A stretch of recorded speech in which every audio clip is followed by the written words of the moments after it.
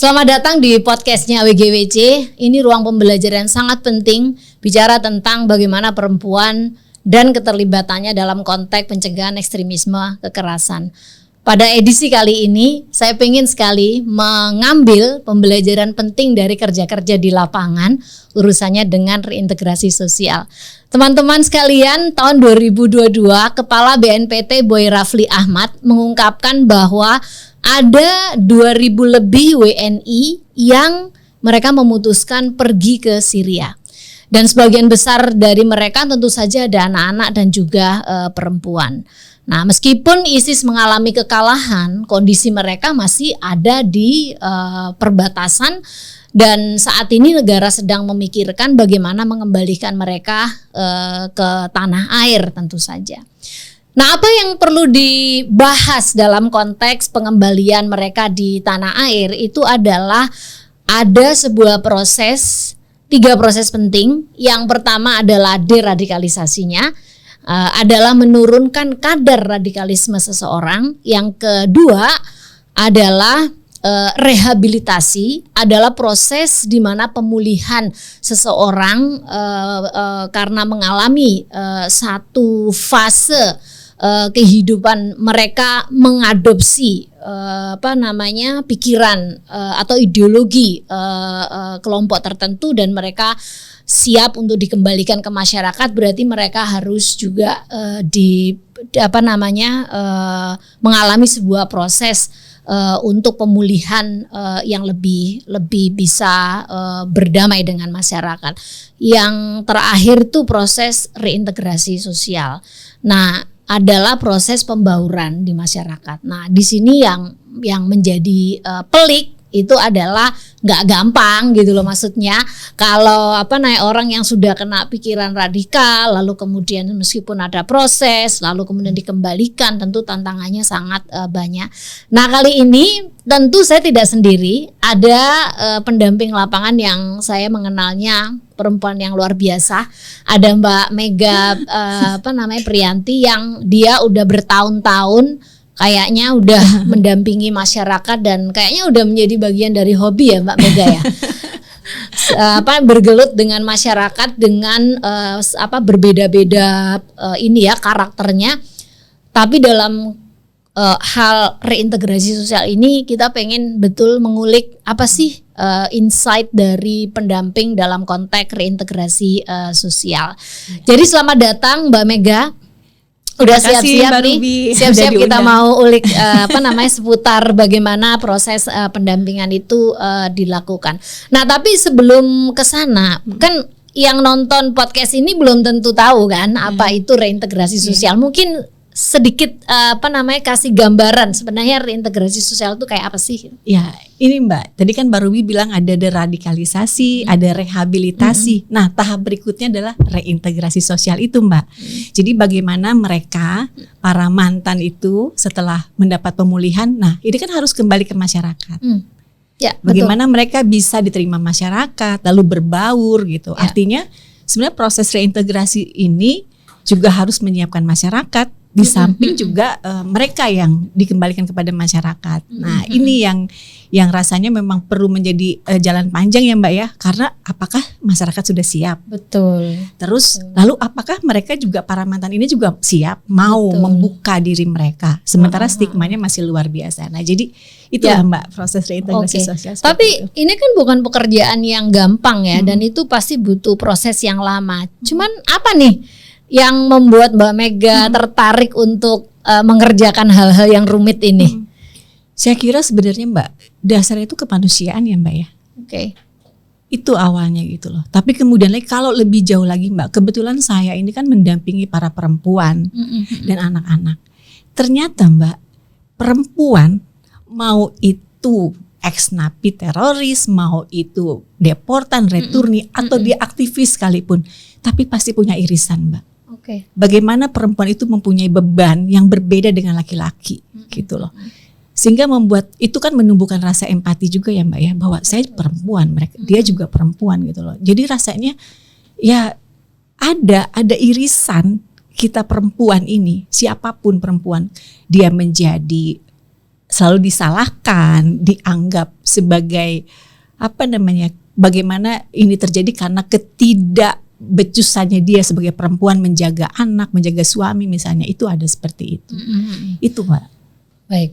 Nah, ini persoalan kemanusiaan tadi yang Mbak Mega sampaikan. Tapi apa sih secara spesifik yang begitu kuat ya membuat Mbak Mega itu sampai rela gitu nolong orang yang udah dianggap nggak baik, udah dicap pengkhianat gitu ya, dalam quote and quote ya, bagi masyarakat begitu. Apalagi mereka kepergiannya itu kan bukan dipaksa ya, tapi sebenarnya lebih karena voluntarily atau sukarela gitu. Tapi ini kan bukan hal yang bukan hal yang gampang gitu ya. Cuman apa nih dari konteks kemanusiaan itu yang membuat Mbak Mega itu betul-betul? Pertama Mbak, sebenarnya kalau kita awalnya juga begini Mbak ya, ketika saya bilang bahwa saya akan mendampingi para mantan, itu global aja. Ya. Sama masyarakat juga menilai bahwa kalau teroris itu bom, ya kan? Betul.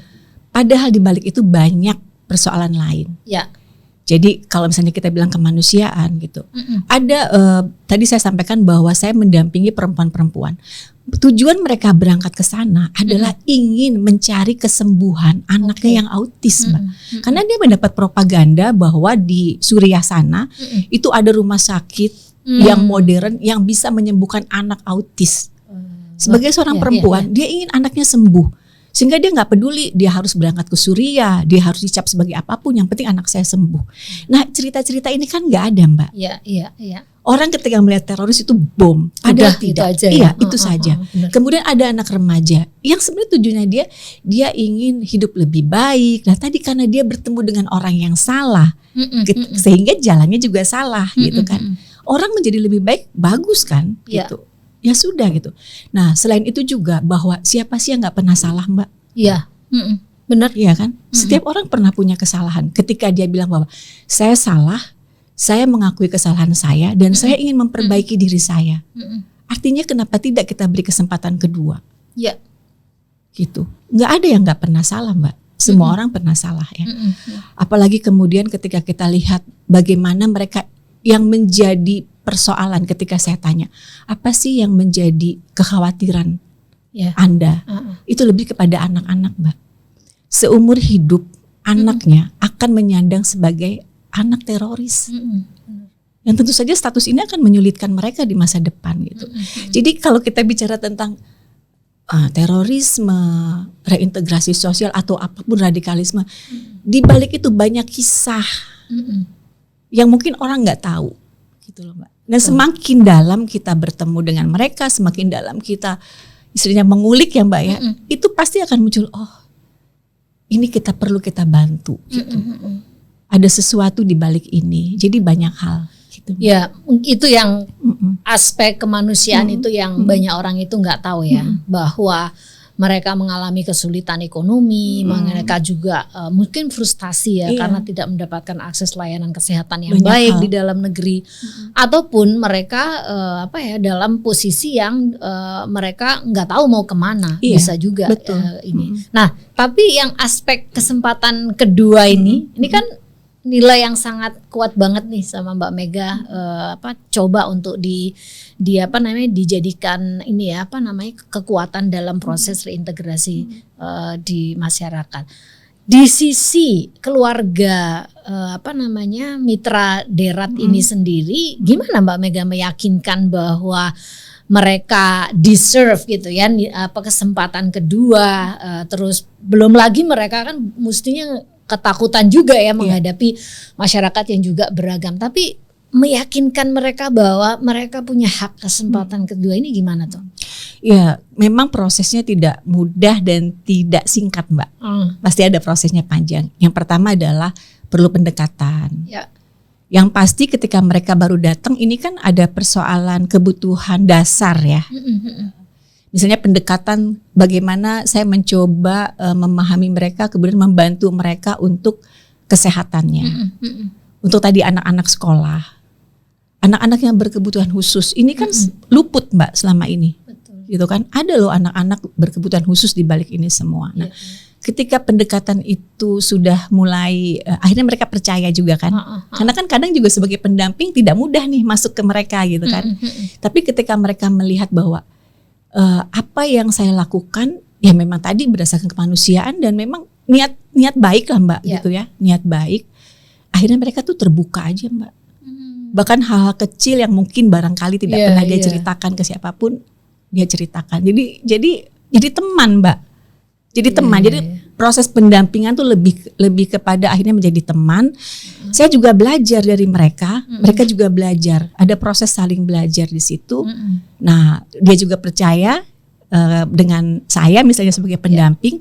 Saya juga bisa meyakinkan dia gitu loh. Ayo, kalau memang kamu mau keluar dari ini, kamu juga harus berani. Harus berani juga dia, harus berani juga membuka diri, harus berani juga keluar gitu kan. Nah tadi bahwa saya akan mencoba mendampingi, saya akan mencoba menjembatani dengan orang-orang lain gitu kan, misalnya dengan pihak kelurahan atau dengan masyarakat sekitar misalnya seperti itu. Nah ini kan kalau dari sisi mitra daratnya ya, karena dalam reintegrasi sosial itu kan harus dua pihak ya. Betul. Masyarakatnya juga butuh untuk didekati agar mereka bisa menerima. Nah kalau pendekatan ke masyarakat nih dengan nilai setiap orang berhak mendapatkan kesempatan kedua, yang apa yang dilakukan oleh Mbak Mega pasti beda kan ya? Beda. Pakai kekuatan perempuan lagi Mbak. Oke. Gimana tuh? Itu lebih dekat Mbak. Artinya gini ya, kita sesama perempuan ya. Saya terus terang aja akan lebih mudah. Saya misalnya pertama yang saya lihat di lingkungan tersebut siapa nih tokoh-tokoh perempuan yang kalau jadi panutan lah gitu kan. Saya akan dekati mereka kan akan lebih mudah bicara dengan mereka sesama perempuan ya. Kemudian saya ceritakan bahwa mereka ada di sini, ternyata di lingkungan mereka ada orang-orang yang perlu dibantu. Saya ceritakan itu mudah aja Mbak.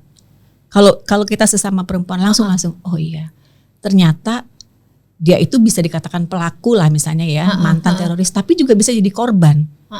Iya kan? Iya. Ternyata juga dari sisi lain ketika kita melihat itu jadi korban juga dan itu perlu dibantu. Gitu. Tapi apa sih yang membuat sepertinya ya pendekatan kepada sesama perempuan tuh jauh lebih mudah klik gitu? Barangkali karena kita sama-sama punya persoalan yang sama, kehidupan sehari-hari yang sama gitu ya. Artinya ketika kita bicara tentang anak, siapapun ya, perempuan manapun misalnya ya, itu kan sama gitu. Oh anak itu pasti kita nggak peduli lah.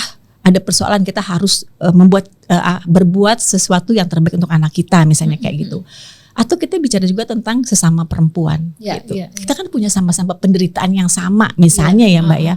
Ketika misalnya satu perempuan diselingkuhi oleh laki-laki atau suaminya, siapapun itu pasti kita langsung sebagai perempuan langsung tergerak empati, gitu, merasa berempati. Jadi ketika misalnya kita tahu bahwa perempuan ini, ibu ini sudah ingin berubah, tetapi kemudian bagaimana masyarakat menstigma dia dan tidak memberi jalan keluar. Dia langsung, oh kalau gitu perlu dibantu. Saya akan membantu dan dia mau jadi baris terdepan untuk membantu gitu. Jadi itu lebih mudah kalau menurut saya Mbak ya. Jadi kita nggak ngomongin program-program apalah Mbak. Kalau pemerintah, kalau ketemu dengan siapa itu ngomonginnya programnya seperti apa. Ini lebih ke hati ya dari hati dananya gimana. Itu waduh capek Mbak. Tapi kalau kita dari hati ke hati, nggak peduli tuh ada dana atau nggak ada program atau tidak ada. Bahkan langsung yuk kita main ke sana, yuk kita ngobrol, yuk. Nah, dan itu mengalir begitu saja Mbak. Betul. Gitu. Nggak harus diatur-atur seperti apa. Pokoknya ada waktu kita datang ketemu, dah langsung mengalir. Enak aja langsung ngobrolnya. Gitu. Nah ini kan Mbak Mega ini kan bergabung dalam organisasi yang namanya Yayasan Empatiku ya. Mungkin boleh diceritakan agar pemirsa tahu apa sih Yayasan Empatiku ini kerjaannya. Ya sebenarnya awalnya tuh Yayasan Empatiku ya visinya itu lebih ini sih bagaimana masyarakat itu mempunyai keterampilan gitu ya, keterampilan kompeten dalam emosional dan empati gitu. Karena kita yakin kalau setiap orang mempunyai empati pasti bisa menghargai orang lain. Ya. Menghargai pilihan orang lain, kemudian juga bisa juga memotivasi dan bagaimana bisa berhubungan sosial dengan baik gitu. Nah, kalau keterampilan berempatinya sudah baik gitu, tentu saja juga dia akan berani untuk membuat perubahan gitu. Ada menyelesaikan persoalan-persoalan yang ada di lebih ke sana sih Mbak, empati. Nah, tahun 2018 ketika kami mulai diperkenalkan dengan teman-teman tadi returni, deportan ex napiter waktu itu. Nah, mulailah akhirnya kita melihat bahwa kalau kita bicara tentang terorisme, radikalisme, ini juga nggak jauh dari empati, ya kan? Bagaimana membangun empati, bagaimana kita mengajak orang lain untuk lebih memahami orang lain, gitu kan? Lebih ke sana, seperti itu, Mbak. Nah, kita akan lebih jauh untuk bagaimana membangun empati itu dalam salah satu aspek di reintegrasi sosial ya. Nah, Yayasan Empatiku ini kan beberapa waktu lalu bekerja di Kota Depok ya. Salah satunya ya, boleh untuk kayak misalnya biar kita ada pendalaman di konteks pengetahuan tentang reintegrasi sosial. Nah, di konteks reintegrasi di Depok, boleh secara singkat dijelaskan apa sih yang dilakukan oleh Yayasan Empatiku agar kita semua bisa dapetin kayak apa sih reintegrasi sosial itu? Iya. Nah, tahun 2018 itu Mbak, ketika kami mendapat amanah ya untuk mendampingi para deportan returni dan ex napiter, kebetulan ada 2 anak yang berkebutuhan khusus. Waktu itu saya mencoba mencari bagaimana anak-anak ini bisa terapi di sekolah autis yang gratis. Kan itu terapi bayarnya mahal ya Mbak ya. Nggak mungkin teman-teman ini bisa membayar. Nah, alhamdulillah di Mekarjaya Depok itu ada sekolah autis dan gratis. Saya datangi kepala sekolahnya, luar biasa. Kepala sekolahnya tidak peduli bahwa ini anak mantan teroris atau apapun dan dia perlu dibantu gitu. Karena saya pernah juga punya pengalaman di Jakarta Timur Mbak, sekolah yang menolak anak mantan untuk sekolah. Nah, di Depok akhirnya teman-teman tadi yang tinggal di tadinya agak jauh dari Mekarjaya pindah rumah awalnya untuk mendekatkan dengan sekolah anaknya. Jadi kan tidak jauh gitu ya dan bisa gratis. Nah, ternyata ketika dia baru pindah aja Mbak waktu mau kontrak rumah tuh, yang punya rumah bilang, "Oh, silakan Ibu boleh. Yang penting di sini tidak menerima mantan teroris." Langsung seperti padahal itu. Mereka bagian dari langsung itu. Kan, bagian dari itu. Otomatis mereka langsung menutup kan, tidak mau menceritakan gitu lah. Terus ketika, nah waktu itu kan para bapak-bapak di lapas ya Mbak ya. Jadi tidak mau menceritakan sebenarnya kondisinya suami-suami itu sedang di lapas kayak gitu. Nah, tetapi biasanya Mbak para mantan ini mereka berpindah-pindah. Ketika tidak nyaman di satu tempat dia akan pindah-pindah karena memang kondisinya kalau kita bilang reintegrasi sosial itu belum bisa terjadi, masyarakat memang belum siap. Nah, saat itu dia tidak bisa pindah karena itu dekat sekolah anaknya, ya kan? Jadi mau tidak mau ya dia harus bertahan di situ, gitu kan? Dengan berbagai persoalan itu. Nah, kembali lagi bahwa bagaimana dia tetap harus bertahan di tempat itu dengan stigma masyarakat, dia tidak peduli. Jadi ketika masyarakat pada akhirnya mengetahui juga ya kondisi dia itu kan selalu dimata-matai Mbak. Jadi diawasi seakan-akan dia mau membuat bom, gitu. Dan akhirnya lebih memilih untuk diam di dalam rumah, tidak berani keluar. Nah, hal ini kan tidak mungkin kita biarkan. Kalau kita bilang reintegrasi sosial, bagaimana masyarakat bisa menerima dan dia juga mau membuka diri. Tentu saja ini harus ada yang menjembatani. Ya kan, harus ada yang menjadi penghubung, begitu. Empatiku lembaga dari luar, otomatis yang bisa terlibat jauh adalah orang-orang yang ada di dalam. Kemudian saya datang, kebetulan waktu itu Pak Lurah di sana itu sangat terbuka dan dia mau menerima empatiku untuk memulai proses reintegrasi di sana, lalu mengumpulkan beberapa orang. Tapi catatan yang paling penting adalah waktu itu saya bilang sama Pak Lurah, saya mau tokoh-tokoh perempuan dilibatkan. Kenapa tokoh perempuan perlu dilibatkan? Tadi lebih memudahkan pekerjaan saya juga Mbak sebenarnya. Perempuan itu, saya beberapa kali melakukan pendampingan di beberapa wilayah. Selalu ketika perempuannya tidak terlibat, stuck Mbak. Susah jalan. Tapi ketika perempuannya aktif, insya Allah itu langsung jalannya bagus. Nah waktu itu ada beberapa tokoh-tokoh perempuan di sana dan betul mereka kemudian sangat ingin membantu. Nah kami namakan tim tangguh nih Mbak. Tim tangguh ini kemudian yang melakukan pendekatan kepada masyarakat. Saya dukung dari belakang. Mereka datang satu persatu menghubungi tokoh-tokoh. Jadi ada seperti kayak asesmen lah. Kalau kita bilang program ada asesmen dulu. Tapi pada saat itu sih kita ya udah pokoknya duduk. Kira-kira siapa ya? Oh si ibu ini nih yang perlu didekati. Oh si bapak ini nih. Oke kalau begitu siapa Bu yang akan mendekati? Udah saya yang mendekati bapak ini karena saya dekat. Misalnya seperti itu aja Mbak. Melakukan pendekatan gitu ya, satu persatu secara personal didatangi, dijelaskan, diceritakan. Ada yang menerima, ada yang menolak, gitu. Ya tidak apa-apa gitu kan. Berkali-kali dia datangi bahkan sampai malam gitu. Jadi menurut saya luar biasa ya, kesungguhan hati tadi bahwa juga merasa bahwa ingin wilayahnya itu memang baik gitu. Damai gitu aja. Nah, setelah itu kita ada namanya dialog reflektif terstruktur, dialog reflektif terstruktur. Nah, kami pakai metode itu, Mbak. Jadi waktu itu dari Aman Indonesia kami mendapat training tentang bagaimana sih sebenarnya membangun sebuah dialog yang tujuannya adalah membuat orang semua lebih memahami orang lain, mau mendengarkan orang lain gitu. Jadi kami belajar sama-sama. Nah tadi ada proses assessment, proses profiling, kita memprofil satu persatu, kemudian meyakinkan bahwa dia mau ikut terlibat dalam proses ini. Kemudian terjadi proses dialog, kemudian juga meyakinkan para mantan tadi bahwa ayo perlu loh untuk kamu juga bicara di depan orang banyak. Tapi jaminannya apa? Jaminannya adalah dialog ini menjadi lebih baik karena didukung oleh pihak kelurahan, didukung oleh pihak-pihak keamanan, didukung oleh banyak pihak. Jadi keterlibatan banyak pihak di sana. Nah, seperti itu Mbak akhirnya terjadi. Nah ini prosesnya sebenarnya bukan proses yang linier ya, tapi sebuah proses yang saling melengkapi. Nah, buat pemirsa yang kurang memahami bagaimana kerumitan proses reintegrasi, saya ingin menyederhanakan penjelasan Mbak Mega yang panjang lebar tadi. Jadi orang yang dikembalikan ke masyarakat, mereka itu sebenarnya sudah mendapatkan semacam bekal lah ya dari pemerintah. Dalam konteks ini bisa di dalam lapas, bisa juga di luar lapas seperti di rehabilitation center atau center rehabilitasinya Kementerian Sosial.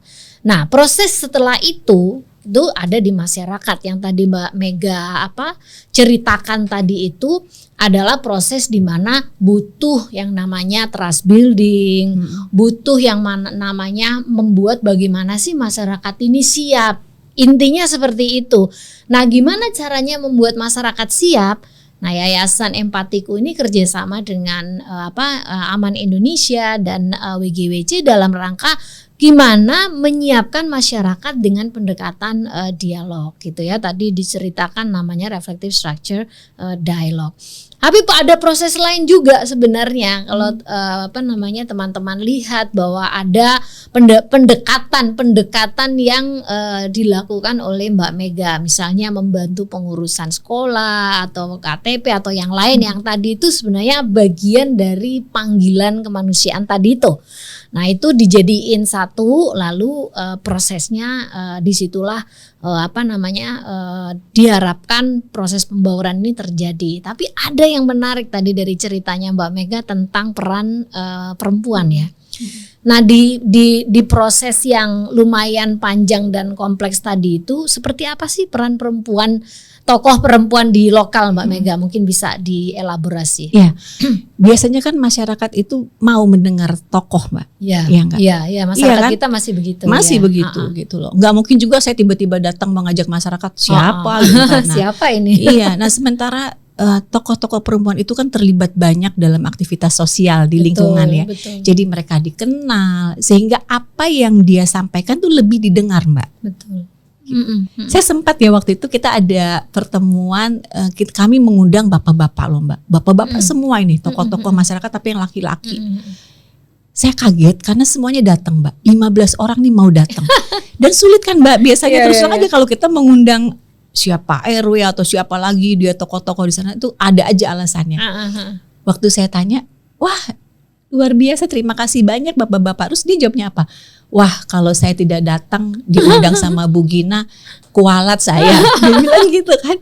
Tapi artinya bukan karena aspek perempuannya saja, tapi kualifikasi dari tadi tokoh-ketokohannya itu sendiri juga menentukan. Betul, ketokohan itu kan dibangun dari aktivitas dia di di lingkungannya, kemudian juga kemampuannya dia, kemudian juga ini loh Mbak, hasil-hasil kerjanya ya. Apa tuh hasil-hasil kerjanya gitu, orang tahu. Betul. Orang melihat bahwa oh betul gitu, ketika dia misalnya melakukan sesuatu dan menginginkan sesuatu, dia mengatur dan memang betul gitu. Jadi akhirnya tadi dialog-dialog terjadi di sana yang kemudian mengajak bapak-bapak tadi untuk yuk gitu kita sama-sama membangun wilayah kita. Nah pada akhirnya Mbak bukan hanya reintegrasi sosial yang terkait dengan para mantan, tapi kita bicara tentang kondisi keseluruhan di wilayah tersebut gitu. Jadi tadi keberadaannya tim tangguh itu bukan hanya fokus pada reintegrasi sosial saja gitu, tapi juga semuanya sampai pada persoalan misalnya ternyata potensi-potensi konflik yang ada di lingkungannya itu cukup besar ternyata. Wow. Gitu loh, yang tadinya perasaan kayaknya nggak ada masalah tuh biasa-biasa aja gitu. Tetapi ternyata di lingkungan sana yang ada perumahan, kompleks perumahan berbatasan dengan perkampungan, itu ada jembatan yang mau ditutup misalnya. Dan itu meresahkan untuk orang-orang yang di kampung. Tapi orang-orang kompleks juga merasa bahwa kalau jalan itu dibuka, itu jadi kumuh misalnya seperti itu. Akhirnya pembicaraan itu terjadi gitu loh Mbak, bukan hanya reintegrasi sosial yang tadi gitu, sehingga akhirnya ya terus berlanjut seperti itu. Jadi balik lagi bahwa ketokohan perempuan itu bukan hanya persoalan dia perempuannya, tapi tadi aktivitas dia, kemampuan dia, hasil kerja-kerjanya, cara dia mendekati masyarakat mungkin ya. Iya, nah kenapa saya bilang perempuan? Saya memang ini fakta ya Mbak ya, bagaimana fleksibelnya dia mau pakai ruang-ruang perempuan. Iya, betul. Dia bisa bicara di pengajian, benar. Dia bisa bicara di arisan, benar, bahkan senam, Mbak. Dan itu semua kan banyak sekali tokoh-tokoh. Tempatnya perempuan-perempuan ngumpul ya, ruang-ruang. Nggak perlu lagi misalnya kita bayar ini untuk pakai tempat pertemuan. Benar. Pada saat majelis taklim, bayangin aja 1 bulan berapa kali majelis taklim. Iya. Bahkan senam Mbak, senam ada juga diselipi sosialisasi sambil si ibu-ibu ngasih selebaran tentang bagaimana mendidik anak tanpa kekerasan, bagaimana jadi semua ruang tuh bisa dipakai gitu, dan itu efektif gitu loh. Iya, ini unik banget loh.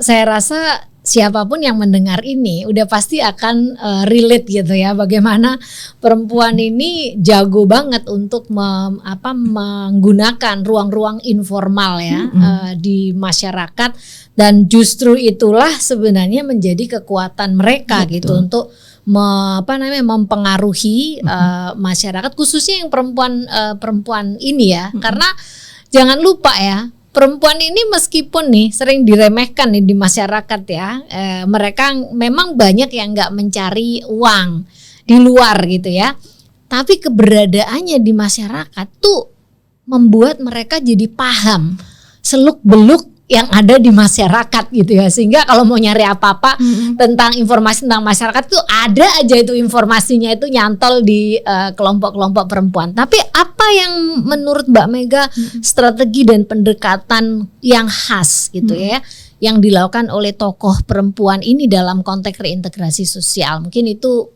menarik untuk kita pelajari. Yang saya lihat itu ya, perempuan-perempuan di sana itu mau sabar menjelaskan. Kemudian juga mau sabar menunggu waktu sampai bisa diterima. Wow, bayangkan Mbak, kadang sampai malam. Iya. Oh saya sibuk. Contoh kasih contoh.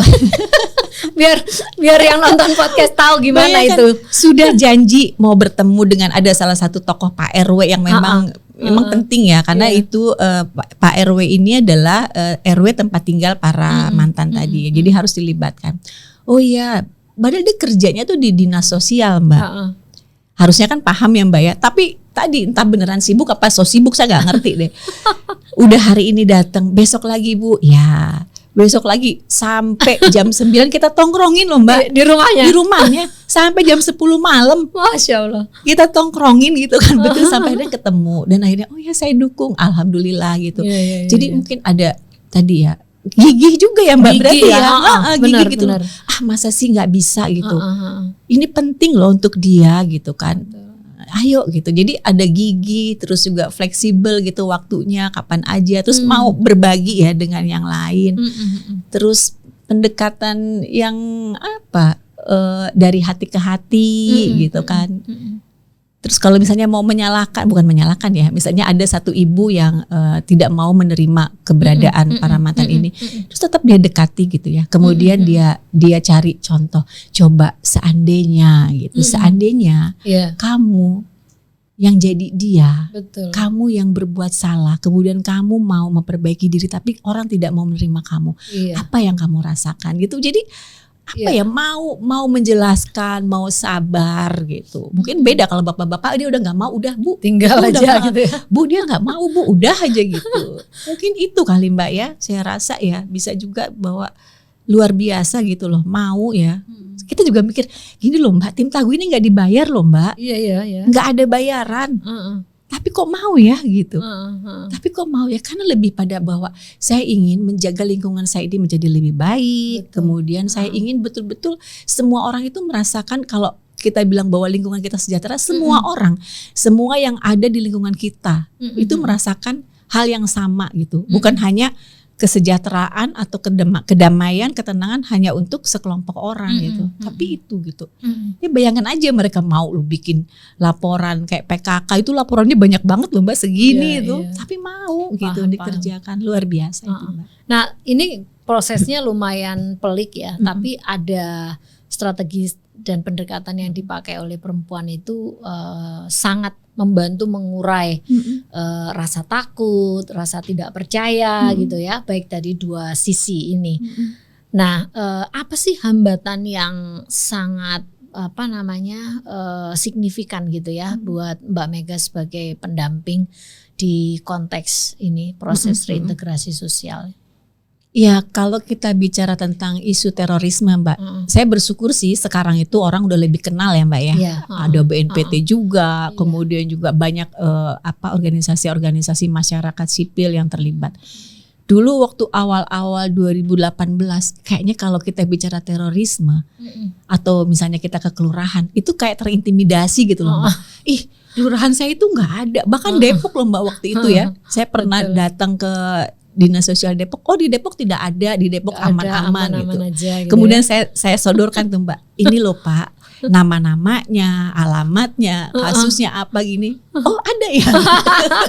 Jadi kayaknya kalau udah bilang nggak ada nih. Jadi kalau misalnya, tapi ini dibantu ya alhamdulillah. Jadi kalau misalnya kita bicara atau kita mengajak untuk bekerja sama di satu wilayah, kayaknya merasa aib gitu loh. Wih, daerah saya ini kok ada teroris, itu tuh suatu yang aib, yang orang lain tidak boleh tahu gitu. Kayaknya tuh kayak seperti itu. Sehingga harus menjelaskan lagi, kemudian kita juga melakukan pendekatan-pendekatan terutama kepada keamanan di sana kayak Babinsa, Babin Kamtipmas, meyakinkan mereka bahwa apa yang kami kerjakan bukan mengambil porsinya mereka. Tidak. Persis.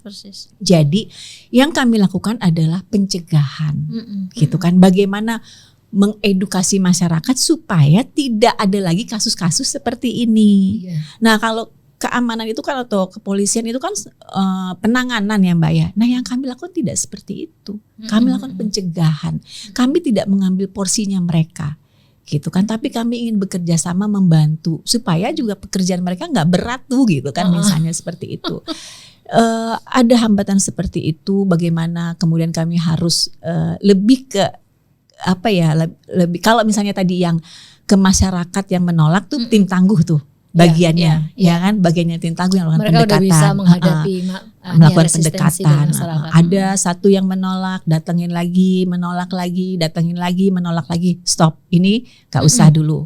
Cari yang lain. Nah, supaya tetap bisa berjalan gitu kan. Nah, bagian-bagian yang tadi ke pemerintahan gitu ya, bagian ke kelurahan misalnya, kecamatan itu bagian saya untuk mencari dukungan supaya program ini bisa berjalan. Karena kalau tidak didukung oleh pemerintah kelurahan kecil ini juga tidak bisa jalan, Mbak. Karena tadi isu terorisme itu kan riskan ya, Mbak ya. Ketika misalnya masyarakat bertanya melihat siapa gitu, terus teroris itu kan bom. Nah, tapi kalau misalnya bahwa ini didukung oleh kelurahan, itu bisa smooth jalannya. Smooth, ya. Juga si para mantan tadi merasa tenang karena ada dari kelurahan, ada backing gitu kan. Nah, ini juga penting. Karena selama ini kan Mbak, masyarakat menilai ya, ini kita tidak menutup mata Mbak. Pertama, masyarakat tuh ada kecemburuan juga loh Mbak. Kenapa pemerintah membantu para mantan? Kalau begitu enak jadi teroris, dibantu sama pemerintah gitu kan. Kemudian kedua, juga ada persoalan gak perlu dibantu. Tapi yang lebih parah, ada lagi Mbak, masyarakat yang menilai bahwa sebenarnya teroris itu gak ada loh. Itu bentukannya pemerintah. Supaya pemerintah dapat duit. Itu seperti itu Mbak. Jadi dari Australia dari mana. Nah mungkin kalau mereka yang tidak pernah berhadapan langsung bisa bilang kayak gitu. Tapi saya datang menyatakan bahwa tidak seperti itu. Karena kondisinya memang ada. Gitu kan. Jadi bagaimana kemudian juga meyakinkan masyarakat bahwa justru masyarakat adalah ujung tombak. Bagaimana menjaga wilayah.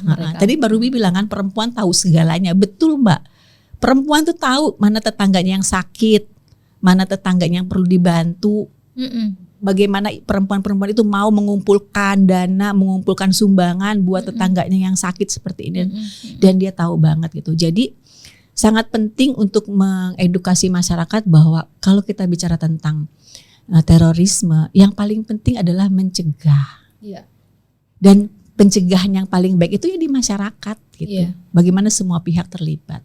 Seperti itu. Nah, sebagai pendamping ya, apalagi seorang perempuan ya, kompleksitasnya pasti ada gitu.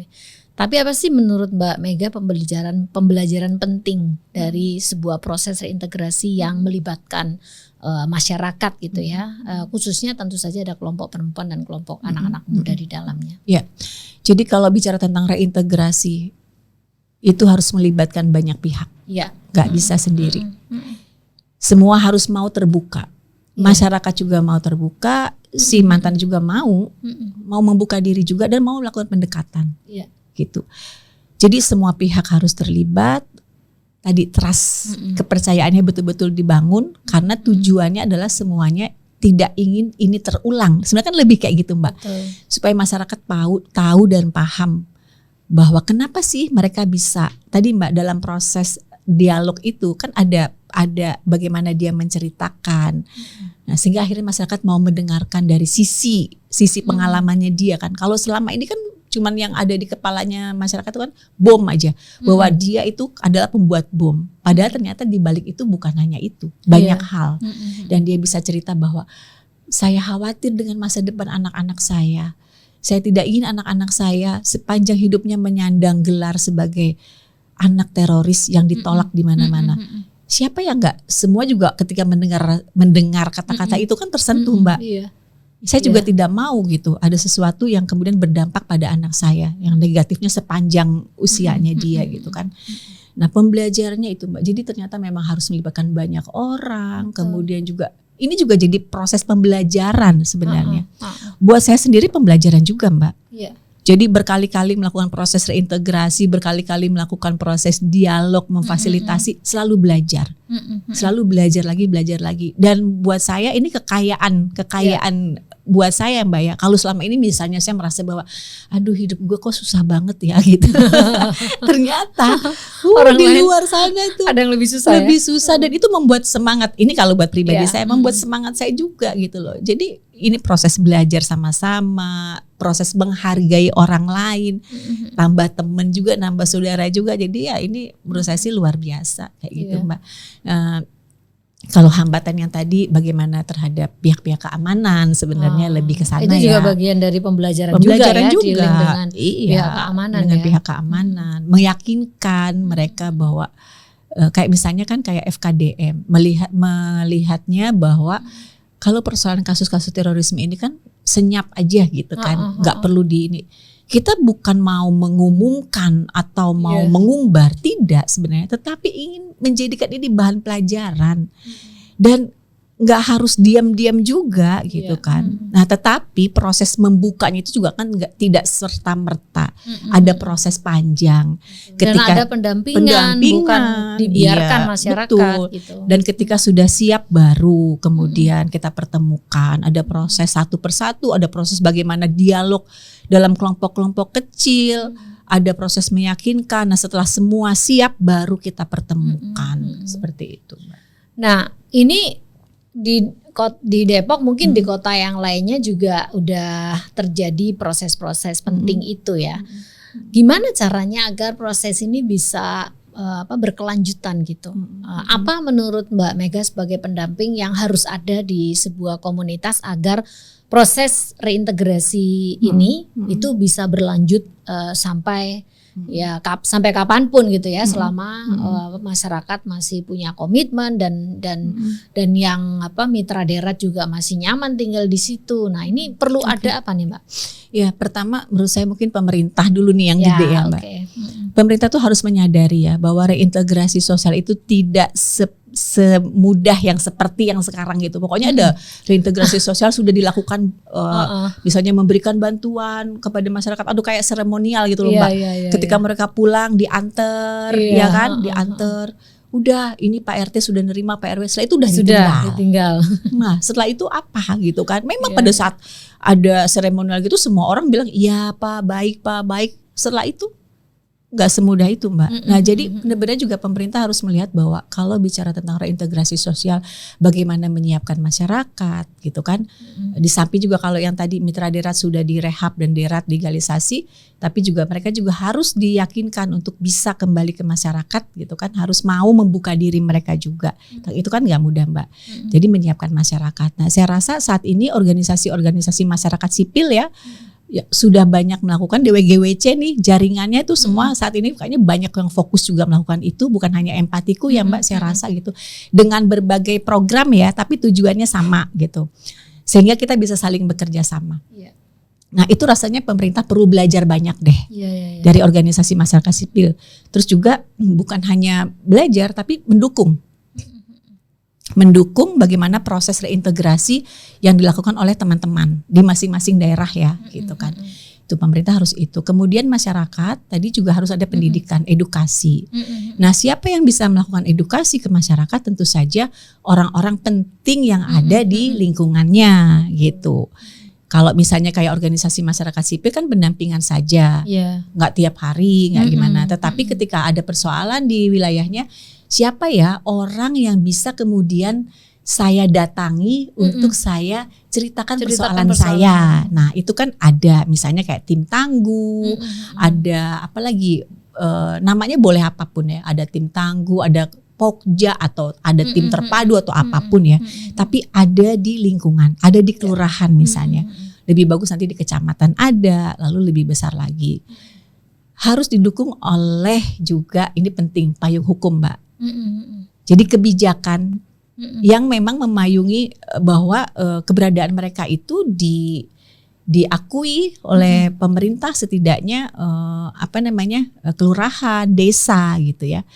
Penting juga untuk keberlanjutannya adalah tadi pastikan walaupun kita bilang bahwa banyak ruang-ruang perempuan yang bisa kita kerjakan, tetapi juga tetap saja harus ada kegiatan-kegiatan yang perlu didanai misalnya kayak gitu ya Mbak ya. Tetap, nah oleh karena itu perlu ada kayak misalnya PKK jelas nih jalurnya, dananya dari mana.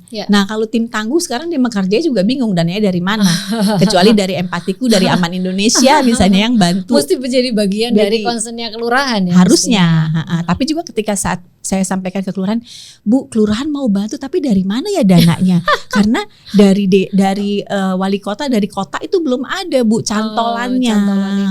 Cantolannya belum ada. Begitu juga dengan Tangerang Selatan misalnya, ada juga tim tangguh di sana.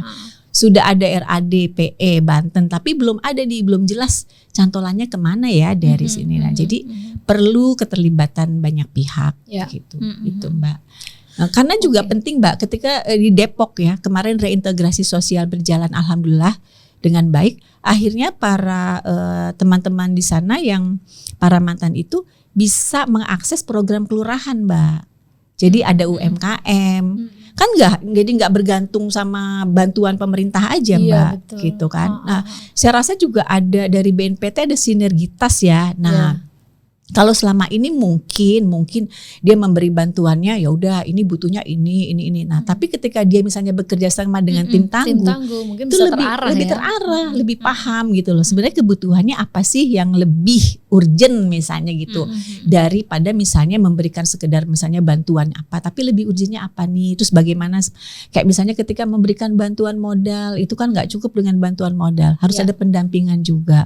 Harus ada manajemen keuangan misalnya. Bagaimana mengelola keuangan, memisahkan antara yang personal dengan usahanya yang seperti itu. Banyak ya. Iya.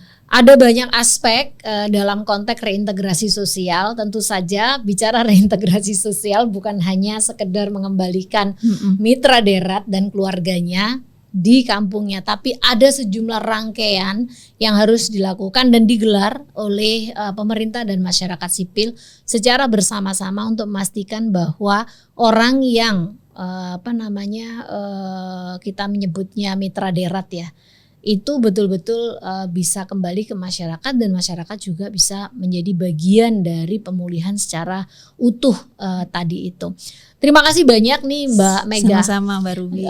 Ceritanya luar biasa bisa membuat orang-orang mungkin yang melakukan proses reintegrasi bisa juga nanti belajar dari Yayasan Empatiku, ada WGWC dan teman-teman yang lainnya gitu ya. Nah, di penghujung dari podcast ini tentu teman-teman yang ingin mengetahui bagaimana tokoh-tokoh perempuan yang pernah atau terlibat di dalam proses reintegrasi, mereka juga sudah pernah diwawancarai dan knowledge-nya ada di podcast yang lainnya. Bisa berkunjung ke Sibilpis Indonesia sehingga tahu bagaimana proses yang sudah digelar gitu ya. Baik, ada 3 hal penting ya, tapi sebelum saya mengarah ke sana, mengingatkan saja bahwa Kunchoro Ningrat, seorang antropolog Indonesia yang terkenal, menggambarkan masyarakat sebagai sebuah kelompok manusia yang hidup bersama, saling berinteraksi dengan pola yang teratur dan berbagi nilai serta norma-norma yang mengatur kehidupan mereka. Nah, di dalam konteks bermasyarakat inilah sebenarnya ketika ada individu yang berbuat salah, maka tentu saja menjadi tugas masyarakat untuk bagaimana menerima mereka kembali gitu ya setelah mereka melakukan pertobatan. Nah, cerita yang tadi disampaikan oleh Mbak Mega ini menarik banget dalam konteks kalau ditarik di konsep restoratif justice ya, atau keadilan restoratif. Sebuah pendekatan di mana meletakkan tiga elemen penting: 1 mantan pelaku, 2 korban, ketiga adalah masyarakat. Itu menjadi bagian penting dan tak terpisahkan di dalam membangun komitmen ke depan. Nah, saya ingin menyimpulkan podcast kita kali ini. Yang pertama tentu saja dari cerita Mbak Mega penting banget yang namanya pelibatan perempuan gitu ya. Nah, mengapa sih? Ya karena memang perempuan sangat dekat dengan narasi kehidupan. Teman-teman yang perempuan, bandingkan pengalaman biologis kalian, menstruasi, hamil, dan kemudian melahirkan, itu nggak dimiliki oleh laki-laki. Maka mengapa perempuan sangat sensitif, tadi Mbak Mega bilang bahwa kayaknya gampang kliknya gitu. Itu karena mereka merasakan betapa sakit gitu ya kalau ditolak, dan betapa sakit kalau tidak bisa bersama dengan masyarakat. Maka satu-satunya yang memungkinkan bagaimana masyarakat bisa bersama-sama ke depan ya harus bersama-sama gitu ya. Yang kedua, terkait dengan kepemimpinan perempuan itu sendiri, kita mendengar banyak sekali model-model pendekatan yang unthinkable, yang yang unik gitu ya, yang dilakukan oleh perempuan gitu, karena tadi itu didorong oleh rasa kemanusiaan yang sangat tinggi. Maka mereka bisa membuat ruang-ruang non formal yang ada di komunitas itu betul-betul menjadi ruang untuk edukasi masyarakat, sehingga isu baru pun atau sesuatu yang tidak pernah dikenal oleh masyarakat tuh sangat bisa gitu dideliver oleh perempuan ya, dan kepemimpinannya udah nggak bisa diragukan lagi, tinggal bagaimana merekognisi. Nah, dan yang terakhir tentu saja saya ingin mengquote salah satu feminis sangat terkenal, Carol Gilligan, berbicara tentang etika berbasis pada kepedulian dalam sebuah bukunya yang menarik sekali, In a Different Voices. Udah lama banget diterbitkan. Apa yang menarik dari buku ini adalah sebuah kerangka moral yang menekankan hubungan, empati, dan pentingnya kepedulian dalam pengambilan keputusan etis, dan itu banyak sekali dilakukan oleh perempuan. Maka kalau bicara tentang ethics of care, itu jagonya itu ada pada perempuan. Terima kasih teman-teman sudah nonton podcast ini. Tentu saja jika Anda ingin menambah wawasan Anda dalam bidang perempuan dan pencegahan ekstremisme kekerasan, Anda bisa berkunjung ke www.womencve.id dan tonton terus podcast ini.